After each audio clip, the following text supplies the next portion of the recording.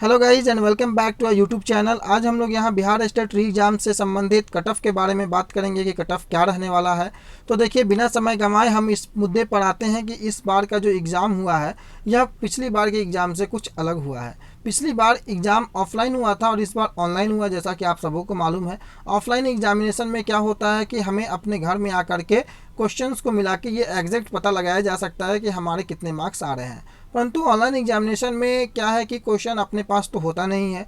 एक memory based question जितना याद होता है उसके आधार पे हम लोग एक आकलन निकाल सकते हैं कि हाँ, इतना हमारा मार्क्स आ रहा है। परंतु यह भी सही है कि अगर कोई विद्यार्थी अगर परीक्षा दिया है और वो अपने आप को एक्सपेक्ट करता है कि वो 90 आ रहा है, तो वो फिर भी अगर 90 नहीं भी आए तो वो 80 आसपास जरूर रहेगा, क्योंकि उसका एक्सपेक्टेशन उसकी पढ़ाई के अनुभव या उसके बनाने के जो एग्जामिनेशन हॉल में उसने जो क्वेश्चन सॉल्व किया है उसके आधार पर वो अगर 90 दे रहा है तो 2 4 5 10 नंबर ही आगे पीछे होगा। ऐसा नहीं कि अगर वो 90 का अनुमान बताया है तो वो आपको 50 हो और 90 बता दे। कुछ होते हैं वैसे जो कि अपने आप को काफ़ी बढ़ा चढ़ा कर बताते हैं, परंतु एक अनुमान जो होता है वो लगभग 5-10 नंबर का ही आपको इधर उधर होता है।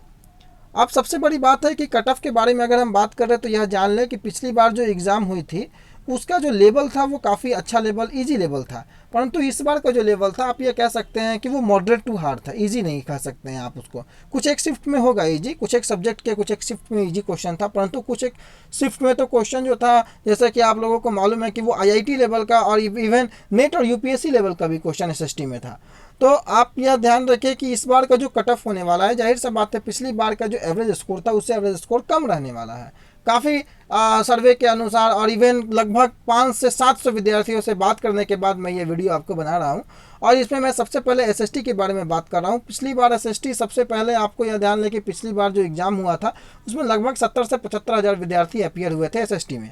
इस बार विद्यार्थियों की कुछ संख्या कम रहेगी।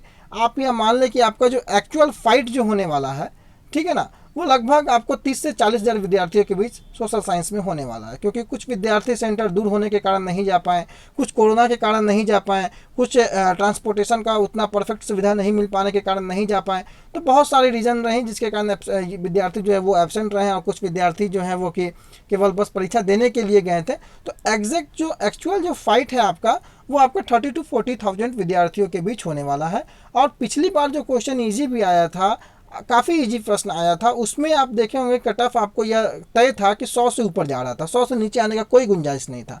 परंतु इस बार का जो आपको जो क्वेश्चन पेपर देखने के बाद यह अनुमान लगाया जा सकता है कि इस बार का कट ऑफ जो है वो एवरेज स्कोर 100 के ऊपर नहीं जा रहा है, कहीं ना कहीं वो आसपास भटक रहा है, कभी नीचे कभी ऊपर।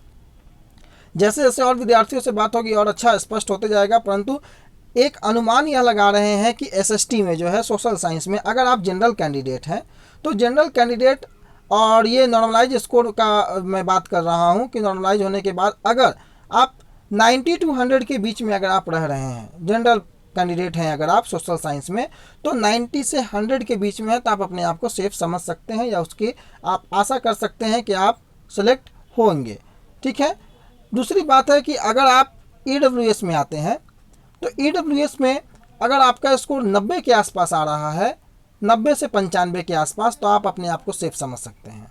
अगर आप ओबीसी में हैं उसी तरीके से आप 2 नंबर 4 नंबर, क्योंकि ज़्यादा का फर्क नहीं पड़ेगा, ठीक है ना। कैंडिडेट की संख्या सबसे ज़्यादा बीसी मेल में ही होती है, ठीक है। ईडब्ल्यूएस में भी कैंडिडेट अच्छे खासे हैं, जनरल में तो हैं ही।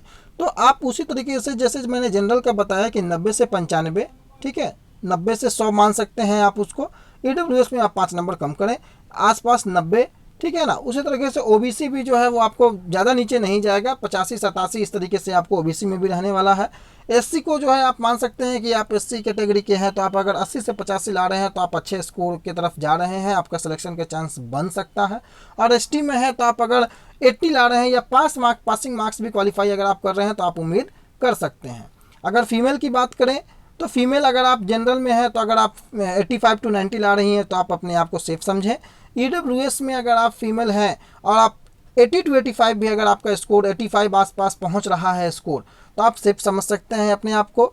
ओबीसी की अगर हम बात करें तो 2-3 मार्क्स आप उसमें कम कर ले, 85 से 80 to 85 कर सकते हैं। और एससी एसटी भी अपने आप को 2-3 नंबर उससे कम करके देख सकते हैं। ये हो गया एसएसटी। अब यहाँ बात उठता है कि मैंने ये 90 to 95 या 90 to 100 क्यों कहा, क्योंकि देखिए पिछली बार का आसान क्वेश्चन आने के बाद जो आपका कट ऑफ जा रहा था वो 105 से 110, 105 से 110 या 110 इस आसपास जा रहा था। इस बार एवरेज स्कोर कहीं ना कहीं कम गया है। 100 प्लस कुछ बच्चे गए होंगे, अवश्य गए होंगे, परंतु ज़्यादातर बच्चे जो हैं वो आपको कहीं ना कहीं 80 टू 90 के बीच में ही आपको सफ़र करते हुए दिख रहे हैं। और कुछ बच्चों का तो ऐसा भी रिजल्ट हुआ है कि वो लोग 75 टू 85 के बीच में भी हैं मैक्सिमम बच्चे। इसलिए ये स्कोर जो एवरेज स्कोर है वो कहीं ना कहीं इस बार डाउन होने वाला है। और हर एक सब्जेक्ट में, केवल आपको सोशल साइंस में ही नहीं, हर एक सब्जेक्ट में ये देखने को मिलेगा, क्योंकि प्रश्न का जो स्तर था वो काफ़ी अच्छा था, ऊंचे स्तर का प्रश्न था। ठीक है, इस कारण से आपको एवरेज स्कोर डाउन होगा। तो आप अपने आप को, जो मैंने मार्क्स बताया, अगर उसके आसपास आप हैं तो आप अपने आप को सेफ समझ सकते हैं, उम्मीद कर सकते हैं। बाकी तो बिहार बोर्ड है, आप रिजल्ट आने या आंसर की आने के बाद ही आप सारी चीज़ों को मिलाने के बाद अपने आप को श्योर समझें, परंतु एक आशा रख सकते हैं। जो मन में कन्फ्यूजन है कि क्या होगा, आप पॉजिटिव सोच सकते हैं। दूसरी बात करें, अगर हम मैथ विषय के बारे में बात करें तो आपको पता है कि मैथ में 2-3 शिफ्ट में क्वेश्चन बहुत ज़्यादा हार्ड था, और एक शिफ्ट में एक दिन क्वेश्चन जो था वो बहुत ही आसान क्वेश्चन था। तो इस अनुमान से नॉर्मलाइज तो होगा ही स्कोर, हर एक सब्जेक्ट में होगा। तो हम ये कह सकते हैं कि मैथ में अगर किसी का 80 टू 85 भी मार्क्स अगर आ रहा है, जनरल का 80 टू 85, तो वो अपने आप को सेफ समझ सकता है, क्योंकि 2 शिफ्ट में क्वेश्चन बहुत ही हार्ड था। 80 नंबर लाना भी काफ़ी मुश्किल मतलब साबित हो गया लोगों को। बहुत लोगों से मैंने तो बात किया मैथमेटिक्स वालों से, उनका कहना था कि 75 भी लाना बहुत मुश्किल काम है।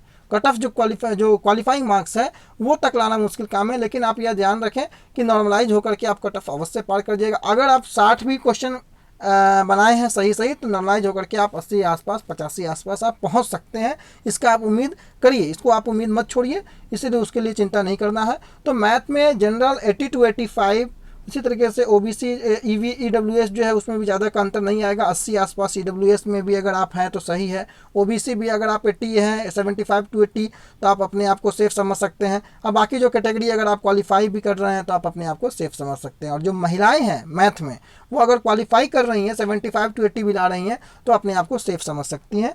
ये मैथमेटिक्स का बात हुआ। ये इतना कम स्कोर मैथमेटिक्स में इसलिए जा रहा है क्योंकि 2 दिन तो क्वेश्चन बहुत ही ज़्यादा हार्ड था, जिसमें क्वालिफाइंग मार्क्स लाना भी मुश्किल हो गया।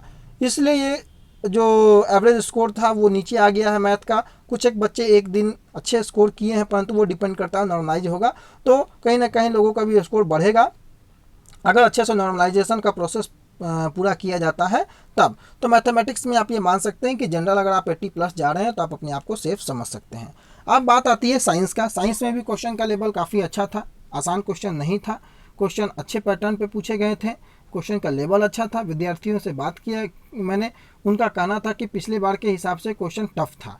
ठीक है, तो मॉडरेट टू हार्ड हम इस शिफ्ट में भी कह सकते हैं। इसलिए साइंस में भी अगर आप 85 टू 90 के आसपास आप आ रहे हैं अगर, तो आप अपने आप को जनरल में सेफ समझ सकते हैं 85 टू 90। बाकी सारे कैटेगरी में आप 2 नंबर 4 नंबर अपने आप को कम कर लें। अगर आप SC ST हैं तो अगर आप क्वालिफाई भी कर रहे हैं तो आप इसमें चांस रख सकते हैं। 75 टू 80 अगर आप ला रहे हैं साइंस में तो आप चांस रख सकते हैं ST SC में। OBC अगर आप हैं तो आप 80 टू 85 में भी हैं अगर आप, तो आप सही हैं। जनरल आप 80 टू 90 आसपास आप इसमें अनुमान कर सकते हैं कि आप सही जा सकेंगे, आपका सिलेक्शन हो सकता है, इसलिए आप पॉजिटिव रहिए। रहा बात जो लैंग्वेज पेपर है, तो language paper Hindi, English, Urdu, ये 3 में अगर आप क्वालिफाई कर जाते हैं, ठीक है, तो आपका बहुत ज़्यादा, चाहे आप किसी भी कैटेगरी में, एक हिंदी में थोड़ा सा कट ऑफ ऊपर जाने का चांसेस है कि उसमें हो सकता है 90 आसपास कट ऑफ जाए, लेकिन इंग्लिश और उर्दू में जो है कट ऑफ किसी भी कैटेगरी की अगर आप विद्यार्थी हैं, अगर आप क्वालिफाई मार्क्स भी ला रहे हैं तो आपका सिलेक्शन पक्का है, क्योंकि इसमें नंबर ऑफ कैंडिडेट्स कम है। ठीक है, तो आप यह ध्यान रखिए कि मैंने जो भी बताया आपको एक बार फिर से समझ लें। SST में, सोशल साइंस में, जनरल अगर आप 90 टू 95 जा रहे हैं, ठीक है, ये आप कह सकते हैं 90 टू 100 के बीच में अगर आप हैं, तो आप अपने आप को एकदम बिल्कुल सेफ समझें, उम्मीद कर सकते हैं। ठीक है, और मैथ्स में अगर आप जनरल का मैं बात कर रहा हूँ, जनरल कैंडिडेट का, अगर आप 80 टू 85 जा रहे हैं तो उम्मीद करें। साइंस में 80 टू 90 अगर जनरल में है तो उम्मीद करें। और लैंग्वेज पेपर में आप क्वालिफाई कर रहे हैं, केवल हिंदी को छोड़ करके, हिंदी में अगर आप 90 आसपास ला रहे हैं तो अपने आप को सेफ समझे। और इंग्लिश और उर्दू और संस्कृत में तो क्वालिफाई मार्क्स में आपका सिलेक्शन ये उम्मीद कर सकते हैं आपकी होगा। तो आप यह ध्यान रखें कि अगर आपको इन सभी विषयों के बारे में, अगर आपको जो मैंने बताया, अगर आपको लगता है कि ये अनुमान मेरा गलत है या इसके अधिक हो सकता है, तो आप उसको ज़रूर कमेंट करके बताएं कि हाँ क्या हो सकता है। लेकिन मैंने जो भी यह आपको अनुमान बताया है, यह मैं अपने अनुमान विद्यार्थियों से बात करने के बाद, क्वेश्चन देखने के बाद, परीक्षा देने के बाद मैं एक अनुमान लगा करके मैं इस चीज़ को बता रहा हूँ। हो सकता है इसमें 5 नंबर या 7 नंबर आगे पीछे अवश्य हो, लेकिन एक अनुमान है कि इतने आसपास आपके कट ऑफ जरूर रहने चाहिए। तो अगर ये वीडियो आपको अच्छा लगा तो दोस्तों तक भी शेयर करें और लाइक करें, सब्सक्राइब करें। अगर आप हमारे चैनल पर नए हैं तो सब्सक्राइब जरूर करें और बेल आइकन को जरूर प्रेस करें। Thank you for watching. Thank you.